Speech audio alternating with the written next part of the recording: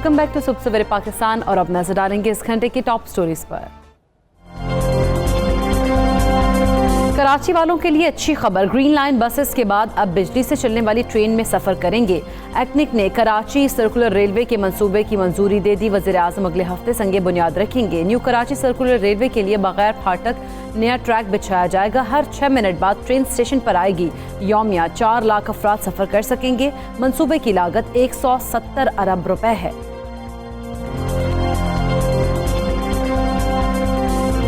Information technology के शोबे में तरक्की, पाकिस्तान के रोशन मुस्तकबिल की नवीद, मौजूदा हुकूमत के IT के फ़रोग के लिए इकदाम के मुस्बत नताइज मिलने लगे। इंफॉर्मेशन एंड कम्युनिकेशन सेक्टर में पाकिस्तान की आलमी दर्जाबंदी में बेहतरी, IT सेक्टर में इस्लाहात से पाकिस्तान की आलमी सतह पर रैंकिंग में नुमाया इजाफा हुआ। पाकिस्तान 132 ममालिक में 107 से 99वीं पोजीशन पर आ गया। आने वाली नस्लों को बचाना है तो पोलियो वायरस को हराना है। मुल्क भर में जारी 5 रोज़ा इंसदादे पोलियो मुहिम खत्म हो गई। कौमी मुहिम में 4 करोड़ से ज़ायद बच्चों को हिफाजती क़तरे पिलाए गए। पोलियो वैक्सीन के खिलाफ इनकार करने वालों की तादाद में कमी, मगर अब भी चैलेंज बरकरार। बहुत से वालिदैन अपने बच्चों को हिफाजती क़तरे पिलाने में हिचकिचाहट का शिकार। ऐसे वालिदैन को बताना होगा कि पोलियो वैक्सीन बच्चों की सेहत को मजबूत करती, क़ुव्वत मुदाफ़त को बढ़ाती है।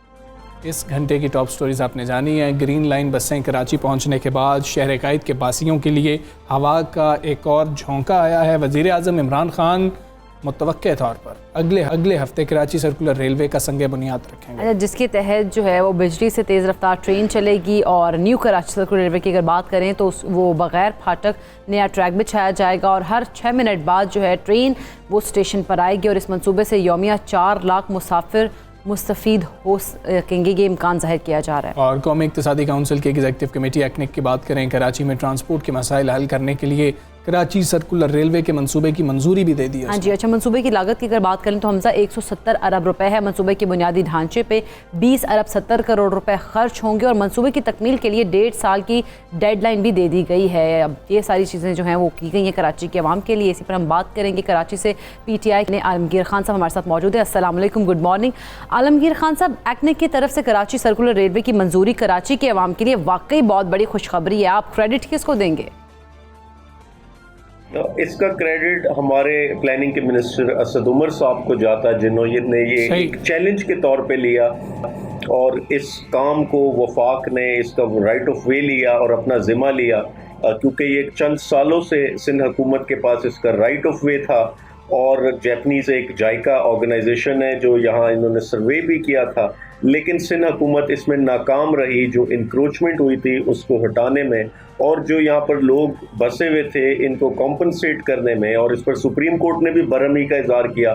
तो सुप्रीम कोर्ट को भी एक क्रेडिट जाता कि चीफ जस्टिस साहब ने, चाहे वो माजी के हों या मौजूदा हों, इन्होंने इस प्रोग्राम में दिलचस्पी ली। और फिर असद उमर साहब को, जिन्होंने ये एक चैलेंज के तौर पर लिया और इंशाल्लाह इसको अब ये लॉन्च करने जा रहे हैं। इसकी तमाम फिजिबिलिटीज़ तैयार हो चुकी हैं। इंशाल्लाह इस महीने ये लॉन्च कर दिया जाएगा और उम्मीद है कि 2023 तक इस पर काम कंप्लीट कर लिया जाएगा। ठीक है आलमगीर खान साहब, जिस तरह से आप कह रहे हैं कि उम्मीद है कि 2023 तक काम जो है मुकम्मल कर लिया जाएगा, कुछ हायल रुकावटें भी होंगी, उस हवाले से भी हमें बता दीजिएगा। संगे बुनियाद रखे जाने के बाद क्या फौरी तौर पर काम का आगाज़ कर दिया जाएगा? और चौथा मंसूबा कराची सर्कुलर रेलवे का इस महीने लॉन्च कर दिया जाएगा। कराची वालों के लिए एक सुख की सांस होगी, क्योंकि सबसे ज़्यादा ज़रूरत ऐसे प्रोग्राम की कराची में थी। लोगों को दुश्वारी थी, आबादी बहुत बढ़ती जा रही है, ट्रैफिक बढ़ता जा रहा है, लोगों को ऑफिसेज में, स्कूल्स में, अपने कारोबार की जगह पे जाने में मुश्किलात होती, दुश्वारी होती। अब इंशाल्लाह ऐसे प्रोजेक्ट से हमारा वो सिस्टम, हमारा ट्रैफिक का निज़ाम बेहतर होगा। और क्योंकि पिछले 14 साल में जो सिंध हुकूमत ने शहर के साथ किया, तमाम इदारे खोखले कर दिए, तमाम इदारों की कैपेसिटी ख़त्म कर दी। वो इस काबिल ही नहीं कि आवाम को सर्व कर सके, शहरियों के मसाइल हल कर सके, चाहे वो KMC हो, DMC हो, SBC हो, KWSB हो, सिंध सॉलिड वेस्ट मैनेजमेंट हो। ये सब इदारे खोखले हैं और पैसा बनाने का जरिया है, जो मिनिस्टर्स को पैसा पहुँचाते हैं। ये वो शहर था जहाँ ट्रैम्स चला करती थी, ये वो शहर था जहाँ सड़कें पानी से धुला करती थी। दूसरे पाकिस्तान के शहरों में कराची की मिसाल दी जाती थी, दूसरे शहरों से लोग कराची आते थे। आज वो शहर कहाँ पहुंच गए और कराची कहाँ रह गया, ये कराची वाला आज महसूस करता और सवाल करता। तहरीक इंसाफ को इस शहर से मैंडेट मिला, नुमाइंदगी मिली, बदकिस्मती से इदारे हमारे पास नहीं जो 18वीं तरमीम के बाद सूबे के पास चले गए, जो रेगुलर बुनियाद पे लोगों से जुड़े हुए हैं, लेकिन अपने मैंडेट का एहसास करते हुए जो मेगा प्रोजेक्ट्स की मद में हम कराची वालों को रखते हैं। ठीक है, अच्छा आलमगीर खान साहब, केसीआर की अगर हम बात करें तो रुकावट क्या थी ना इसमें प्रोजेक्ट में, और इस प्रोजेक्ट का जो तमाम खर्चा है अगर हम वो बात करें तो क्या वफाकी हुकूमत उठाएगी? देखिए, पहले फेज में इसके इंफ्रास्ट्रक्चर पे काम हो रहा है। 43 किलोमीटर्स का ये पूरा रूट है जिसमें district central, district east, district south ये सब कवर होंगे, और इसमें एलिवेटेड ट्रैक भी है, इसमें टनल भी मौजूद है, इसमें जो है ग्राउंड ट्रैक मौजूद है, और कोई 20 से ज़्यादा जो है वो इसमें स्टेशंस मौजूद हैं। तो एक लोगों को बहुत बड़ी सर्विस मिलेगी कराची में। आपको इल्म है जिस कदर ट्रैफिक है और जिस कदर अब लोगों को दुश्वारी पेश आती, स्पेशली जो कम्यूटर्स हैं उनको दुश्वारी पेश आती, तो कराची में मास ट्रांजिट एक इस तरह के प्रोग्राम की बहुत ज़्यादा ज़रूरत थी, और ग्रीन लाइन से भी हम फ़ायदा उठाएंगे, और साथ अगर सर्कुलर रेलवे आता तो कराची के लिए ये एक बड़ी खुशखबरी है। और इंशाल्लाह इसी महीने इसके इंफ्रास्ट्रक्चर पर काम शुरू कर दिया जाएगा। 27 अरब रुपए रखे हैं इसके इंफ्रास्ट्रक्चर के लिए, जिसमें ओवरहेड्स आएंगे, जिसमें ब्रिजेस आएंगे, और इसमें 21 अरब रुपए फेडरल गवर्नमेंट का शेयर है और 6 अरब रुपए सूबाई हुकूमत का शेयर है। और ये एक्निक ने इसको अप्रूव कर दिया है, जो वफाकी जो एक कमेटी है जो तमाम मेगा प्रोजेक्ट्स की अप्रूवल देती, और इंशाल्लाह इस महीने काम शुरू हो जाएगा, और हम उम्मीद करते हैं कि 2023 तक जो कंप्लीशन डेट है ये काम मुकम्मल कर लिया जाए। ठीक है आलमगीर खान साहब, लेकिन अगर इसके अंदर सूबाई हुकूमत भी जो है हिस्सेदार होगी तो कम्युनिकेशन होना बहुत ज़्यादा बेहतर ज़रूरी होगा कि आपस में रवाबित भी रहें और एक दूसरे से अच्छे ताल्लुकात भी रहें। खैर, ये भी साथ बता दीजिएगा उनको कैसे बरकरार रखा जाएगा, और दीगर कौन से तरक्याती प्रोजेक्ट्स हैं जिन पर काम हो सकता है? देखिए, जो 1100 अरब रुपए का ऐलान हुआ था उसमें 625 अरब रुपए वफाक का शेयर था, बकिया तमाम स्कीम्स प्रोजेक्ट्स वो सूबाई हुकूमत का जिम्मा था। हमारे पास जो प्रोजेक्ट्स जिसका जिम्मा वफाक ने लिया उसमें सर फहरिस्त K4 का मंसूबा, पानी का मंसूबा, जिस पर वापडा को राइट ऑफ वे मिल चुका है। वापडा वफाकी इदारा है जो इस पर काम कर रहा, और उसका तमाम जो बेसिक डिज़ाइन था, नई कंसल्टेंसी फर्म हायर की, उसका बेसिक डिज़ाइन रेडी किया जा रहा, फिजिबिलिटीज़ तैयार कर ली गई हैं। इंशाल्लाह जल्द काम शुरू होगा और 2023 के एंड तक उस पर कंप्लीशन आएगी। ग्रीन लाइन का जिम्मा हमने लिया, उसमें जो ऑपरेशन साइट थी उसकी जो बसेस आनी थी वो आ चुकी हैं। इंशाल्लाह डाइवो को आउटसोर्स कर दिया गया, इंशाल्लाह इस महीने से वो भी फंक्शनल आपको नजर आएगा। और तीसरा जो नालों की सफाई थी, NDMA को जिम्मा दिया शहर के 3 स्ट्रॉम वाटर ड्रेन जो बड़े नाले, महमूदाबाद नाला, औरंगी टाउन नाला, गुजर नाला, उस पर सफाई का अमल जारी है। हाँ, 2 नालों पर, औरंगी और गुजर नाले पर कोर्ट से स्टे ले लिया गया था, वो स्टे हाल ही में 1.5-2 महीने पहले ख़त्म हुआ, तो अब वहाँ पर भी काम किया जाएगा। इस बजट में कोई 35 अरब के करीब पैसे रखे गए नालों की सफाई के लिए। याद रहे, जो नालों के इर्द गिर्द जो एनक्रोचमेंट है वो सिंध हुकूमत का जिम्मा है कि वो हटाएगी और इन लोगों को कॉम्पनसेट करेगी, और साथ इस नाले की प्रॉपर कंस्ट्रक्शन होनी है, इसके लेफ्ट राइट रोड्स बननी है, कोई 20 से ज़ायद किलोमीटर की बननी है ताकि दोबारा। बहुत शुक्रिया आपका। सब सवेरे पाकिस्तान से आप बात कर रहे थे, और यकीनी तौर पर कराची वालों के लिए ये एक उम्मीद की किरण भी है, हवा का झोंका भी है, ताज़ा हवा का झोंका है, और उम्मीद करते हैं कि ये कुछ मसाइल जो ट्रांसपोर्टेशन के हैं ये हल हो सकेंगे कराची के शहर में। कराची में जो हम देखें तो इतने मतलब सालों की बात कर लेते हैं, ये सालों से हम देख रहे हैं कि कराची में ट्रांसपोर्टेशन के मसाइल हैं, और अब जो है उम्मीद कर रहे हैं कि जिस तरह से मंसूबे आ रहे हैं, ग्रीन लाइन जो बस है उसका आया, इसकी बात करें सर्कुलर रेलवे की, तो होप सो अच्छी चीज़ें आएंगी कराची में ट्रांसपोर्टेशन के हवाले से। कुछ मौसम की बात कर लेते हैं। बिल्कुल, मौसम की बात कर लेते हैं, क्योंकि महकमा मौसमियात की जानिब से तो हमसे कहा जा रहा था कि जो है वीकेंड पे अगर हम पंजाब की बात करें तो मौसम जो है काफ़ी कदर बेहतर रहेगा, गरज चमक से बारिश के भी इम्कान आते। शुमाली बलूचिस्तान की अगर हम बात कर लें वहाँ पर तो कराची का मौसम कैसा रहेगा और दूसरे मुल्क भर में मौसम कैसा रहेगा वो भी देखना होगा कि किस तरह का रहेगा। बिल्कुल, इसी हवाले से हम बात करेंगे। ज़हीर अहमद बाबर साहब हमारे साथ मौजूद हैं। अस्सलाम वालेकुम, गुड मॉर्निंग सर। ज़रा बता दीजिएगा, सबसे पहले आपसे जानना चाहेंगे कराची का, सिंध का मौसम कैसा रहेगा? जी बिल्कुल, कराची और सिंध और इसी तरह मुल्क के ज़्यादातर हिस्सों में जैसे लाहौर, गुजरांवाला, इस्लामाबाद वगैरह शामिल हैं, मौसम खुश्क है और मतलब साफ है। अगले 2 दिन भी मुल्क के ज़्यादातर हिस्सों में मौसम खुश्क और गर्मी रहेगा, लेकिन 2 दिन के बाद मंडे या सोमवार की रात से और मंगल से फिर सिंध में जो है बारिशों का एक नया सिलसिला दाखिल होगा, जिसकी वजह से गरज चमक के साथ बारिश और बाज़ मकामात पर मूसलाधार बारिश का भी इम्कान है। अच्छा ज़हीर साहब, अगर हम पंजाब और बलूचिस्तान में साइड की बात करें तो वहाँ का मौसम कैसा रहेगा? जी बिल्कुल, पंजाब में तो ज़्यादातर मौसम खुश्क है ज़्यादातर हिस्सों में, और इसी तरह बलूचिस्तान के ज़्यादातर हिस्सों में मौसम खुश्क है।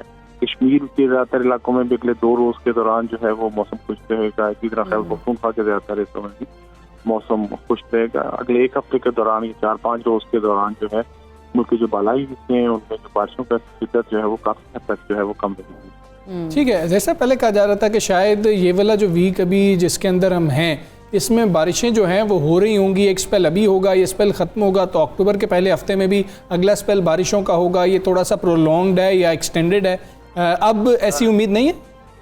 नहीं, मुल्क के बालाई हिस्सों में तो ज़्यादातर जो है वो मौसम खुश्क रहेगा। By the end of October, सितंबर, फर्स्ट वीक ऑफ अक्टूबर जो है वो मुल्क के बालाई हिस्सों में कुछ हिस्सों में बारिश हो सकती है, लेकिन फिलहाल अगले 4-5 रोज के दौरान जो है मुल्क के बालाई हिस्सों में तो मौसम ज़्यादातर खुश्क रहेगा। और ठीक है, तो हम ये कह सकते हैं कि जी कि मानसून जो है वो ख़त्म हो गया है या आखिरी सांसें ले रहे हैं? जी बिल्कुल, सितंबर के एंड में और अक्टूबर के फर्स्ट वीक तक मानसून जो है वो सिस्टम परसिस्ट करता है मुल्क के ज़्यादातर हिस्सों में। तो ऊपर जो नॉर्दर्न एरियाज हैं या northern half of the country है उसमें तो मानसून की शिद्दत काफ़ी हद तक जो है वो कम हो गई है, लेकिन जो सदर्न हाफ है, सिंध के ज़्यादातर हिस्से हैं, south eastern parts of Sindh हैं, उसमें अभी मानसून की शिद्दत जो है, मानसून की हवाएं जो है अभी भी दाखिल हो रही हैं।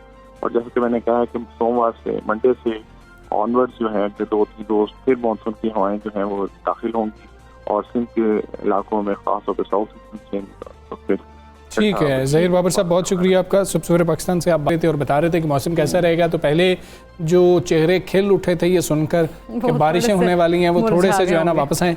ऐसा नहीं होने वाला है और शायद अक्टूबर के पहले हफ्ते के अंदर कोई कुछ इलाकों में एक जो है स्पेल मानसून का जो शायद आखिरी स्पेल होगा उसकी अभी भी उम्मीद है, तवक्को है कि वो इम्कानात हैं कि आखिरी स्पेल होगा, लेकिन अब मानसून खत्म होने वाला है। लेकिन अब हमजा एक आखिरी बारिश होनी है जिसके बाद सर्दियां हाँ एग्जैक्टली, उसके बाद जो है ना हम फिर हवा में देखेंगे कि खुनकी भी हो जाएगी, रातें भी ठंडी हो जाएंगी और मौसम जो है वो ठंडा होना शुरू हो जाएगा। अच्छा, भी मौसम बड़ा ना थोड़ा सा है कि किसी दिन लगता है कि ज़रूरत नहीं है आपको एसी की और किसी दिन आपको लगता है नहीं, आज से ज़्यादा तो शायद कभी ज़रूरत ही नहीं थी एसी की। बिल्कुल ऐसे ही अभी मिला जुला जो है ना मौसम चल रहा है। अब अक्टूबर, मिड अक्टूबर से के बाद से ही हम लोग, मेरा ख्याल है कि एसी जो है वो बंद होना शुरू हो जाएंगे। खैर हम आगे बढ़ेंगे, पाकिस्तानी ख़वातीन की बात करते हैं, क्योंकि पाकिस्तानी ख़वातीन जो है वो आगे बढ़ने का सफ़र जारी रखे हुए हैं और वो मुल्क से बाहर जाकर भी अपनी एक अलग शनाख्त, अलग पहचान जो है वो बना रही है और ज़िंदगी के मुख्तलिफ शोबों में पाकिस्तानी ख़वातीन की बात करें तो नुमाया कामयाबियाँ हासिल भी कर रही हैं और इससे दुनिया भर में पाकिस्तान का मुस्बत चेहरा भी जो है वो सामने आ रहा है। आज हम प्रोग्राम में आपकी मुलाकात करवाने जा रहे हैं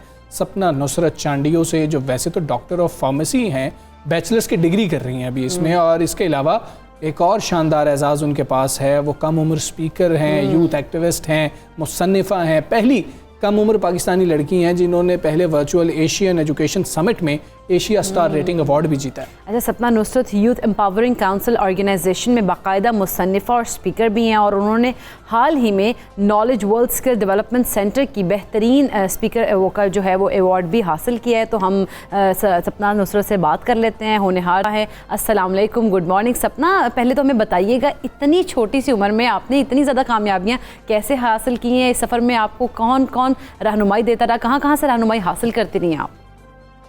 मैं बचपन से ही बहुत परसिस्टेंट थी और बहुत एम्बिशियस थी, तो और हार्डवर्क पर भी बहुत ज़्यादा थी।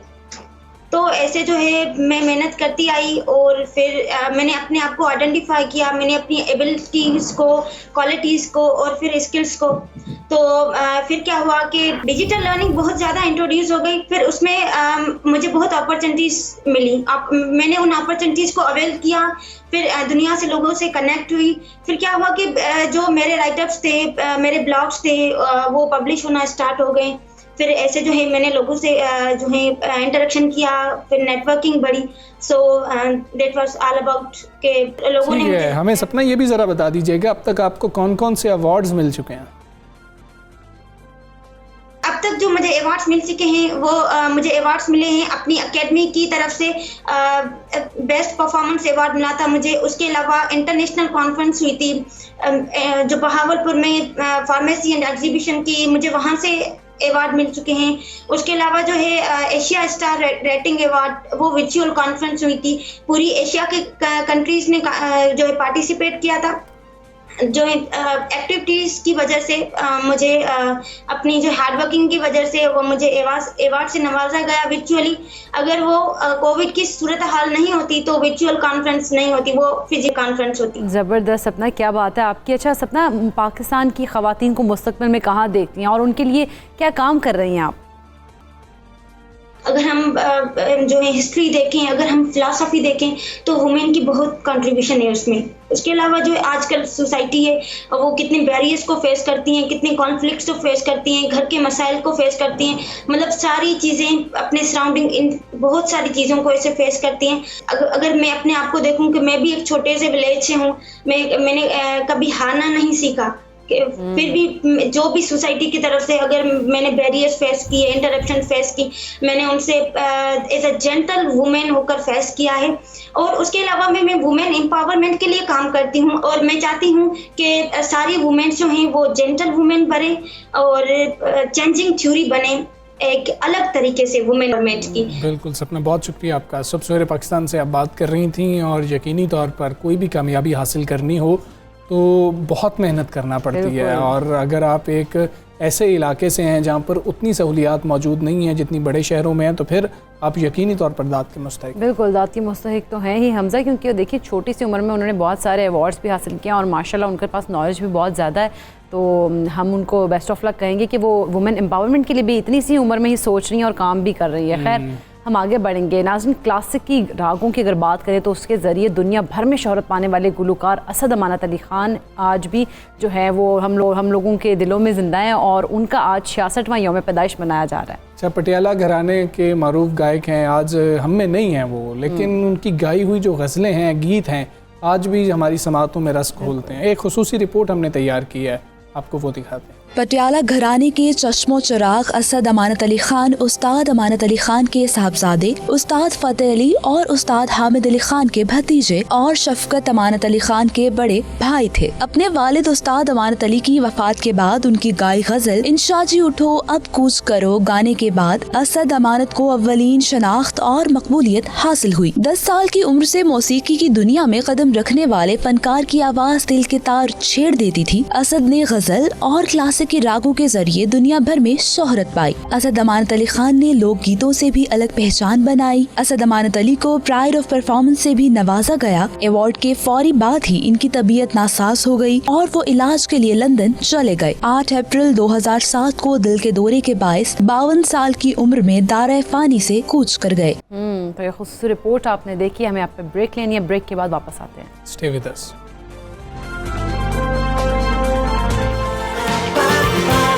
सुबह सवेरे पाकिस्तान।